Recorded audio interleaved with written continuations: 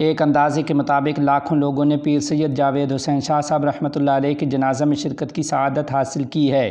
Daily جارن Faisal آباد کے editor حاجی محمد Aslam Bingo صاحب نے جنازہ کا احوال کچھ ان الفاظ میں بیان کیا ہے۔ کہتے ہیں کہ آفتاب ولایت، پیر طریقت، عظیم روحانی شخصیت حضرت پیر سید جاوید حسین شاہ صاحب رحمۃ اللہ علیہ کو پہاڑی گراؤنڈ کے وسیع پارک میں فیصل آباد کی تاریخ کے ایک بڑے جنازہ کے بعد جامعہ عبیدیہ سے متصل مسجد کے پہلو میں سپرد خاک کیا گیا۔ نماز جنازہ کی امامت ان کی علمی و روحانی شخصیت، ان کے اکلوتے فرزند مخدوم زادہ سید محمد زکریا شاہ صاحب نے کی۔ قبل ازیں حضرت جی کی وصیت کے مطابق مسجد عبیدیہ سے متصل جگہ کی قیمت ادا کرنے کے بعد قبر تیار کی گئی۔ حضرت جی کے نواسے سید حسین کے مطابق وصال سے پہلے آپ رحمہ اللہ نے طلباء میں خطیر رقم بطور صدقہ کے تقسیم کی اور بلند آواز سے 3 مرتبہ کلمہ طیبہ پڑھا اور اس جہان فانی سے دار بقا کی طرف رخصت ہو گئے۔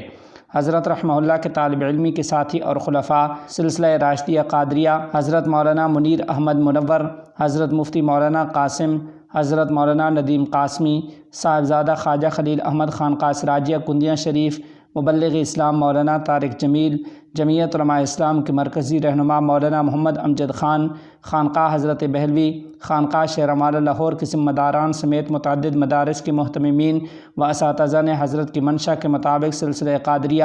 راشدیہ کی جانشینی اور محتمم جامعہ عبیدیہ کی ذمہ داری کے لیے مخدوم زادہ سید زکریا شاہ کی دستاربندی بھی کی۔ ہم اکٹھے پڑھتے تھے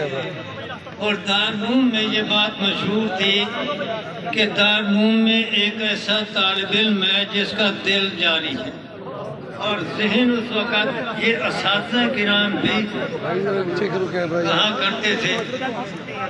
تو سب کا ذہن جاتا تھا حضرت سید جاوید حسین شاہ صاحب رحمۃ اللہ علیہ کی طرف۔ اس موقع پر تمام بڑے رہنماؤں نے حضرت جی رحمہ اللہ کے تمام متوسلین اور مریدین سے اپیل کی کہ حضرت جی کے بعد ان کے جانشین سے وفا کا تقاضا ہے، مخدوم زادہ سید زکریا شاہ سے وہی عقیدت اور ارادت قائم رکھی جائے۔ قبل ازیں مجید کو جامعہ عبیدیہ سے ظہر کی نماز کے بعد ٹریفک وارڈن کی رہنمائی میں بذریعہ ایمبولینس جلوس کی صورت میں پہاڑی والی گراؤنڈ فوارہ چوک لایا گیا،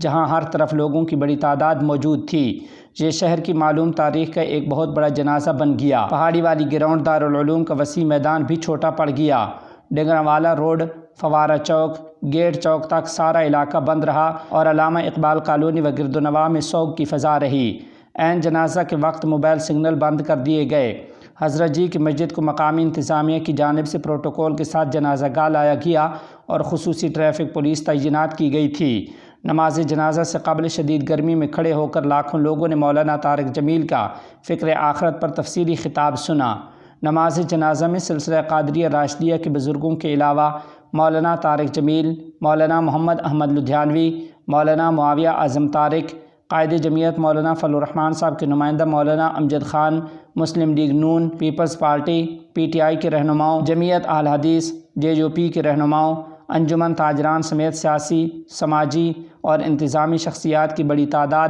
اور مریدین، طلباء، علماء اور عوام لاکھوں کی تعداد میں شریک تھے۔ ان کے اہل خانہ کے بیرون ملک سے آمد کے باعث جنازہ کے لیے اتوار کا دن مقرر کیا تھا۔